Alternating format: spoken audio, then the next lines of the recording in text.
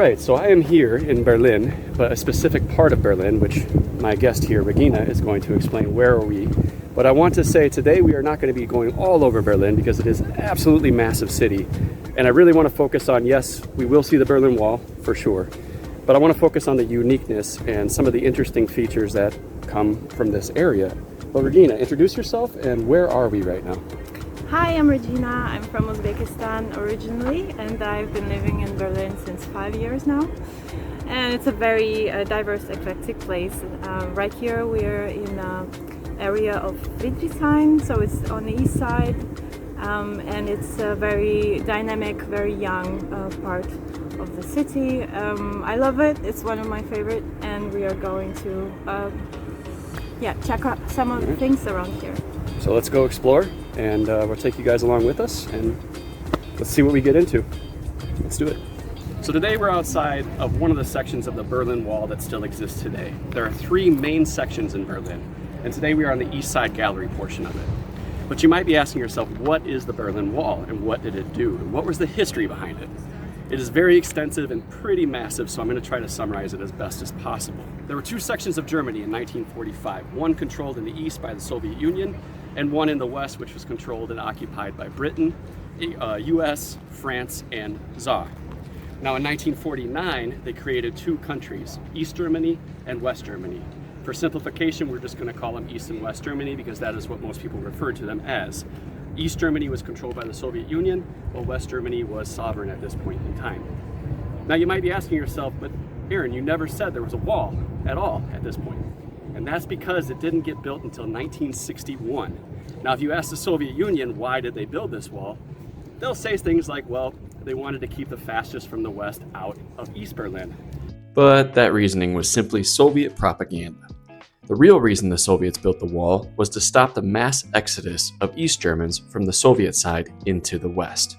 Many were fleeing from East Berlin to West Berlin to escape the hardships and consequences of Soviet communism. There were a small number of exceptions who were allowed to go between East and West, but in general, it wasn't allowed. So what they ended up doing in 1961 is building a wall all the way around West Berlin, which was controlled again by West Germany. So West Berlin was actually at this point, after 1961, completely segregated from the rest of West Germany. It was completely circumferenced by East Germany. Now, let's fast forward because there's a lot of history that took place between 1961 and 1989. Arguably, the Cold War got even worse because of the wall between the United States and Soviet Union.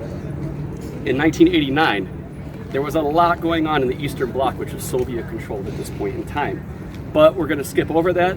No offense to Hungary, Czechoslovakia, Lithuania, but we're going to just focus on the Berlin Wall today. Now the Berlin Wall, November 9th, 1989. For some of us, we were alive. I won't say how old I was, but I was little. I don't remember much of it. But in 1989, November 9th, there were some broadcasts coming out from West Germany. And the West German broadcast stated that, hey, you're going to be able to get from East Berlin to West Berlin going forward. Now this was partially true. The Soviet Union had declared unofficially that they were going to allow people from East Berlin to go to West Berlin for the first time since 1961. However, there was a miscommunication. So the guards of the towers of the Berlin Wall didn't know about this.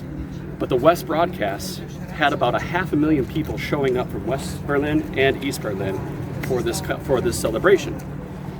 But the guards were overrun because we only have so many guards, and now we have 500,000 people that want to leave. I mean, this has been building up all throughout 1989. So, what happens? Long story short, the guards say, okay, we're going to start letting the aggressive people through first because we just don't want to deal with them. But then eventually, what we call the fall of the Berlin Wall happened in 1989, November 9th. And that's where you see a lot of people, and you'll see the famous footage from the news broadcast, where you'll have people from West Berlin and East Berlin sitting on top of the wall celebrating. It's quite a famous scene.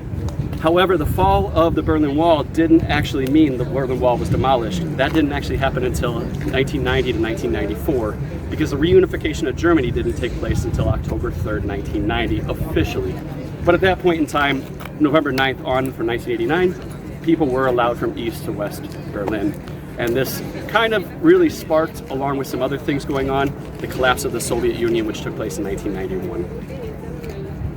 All right, so what we're standing in right now was known as the Death Strip. So across the river is West Berlin. On the other side of here is East Berlin. You can look through these doors here, and you're actually looking into East Berlin. Now, why they call it the Death Strip is because they had a lot of deterrents. They had guard towers every 600 meters. They had mines. They had everything that would stop you from coming through here. And they also had over 200 deaths. Some estimates go up to about 350 deaths in this from people trying to flee East Berlin to get into West Berlin. So you might be asking yourself, why didn't he mention anything about the beautiful artwork on this section of the Berlin Wall? Well, I will be doing a YouTube short all about the artwork you saw today, which will be coming out soon on my channel. Join Regina and I next episode as she takes us around the east side of Berlin, and we venture to some other very interesting areas. We will try a famous local dish and even play everyone's favorite game, Can Aaron Say the Difficult German Words Correctly? Thank you for joining me, and don't forget to like and subscribe. Until next time, adventurers, adventure awaits.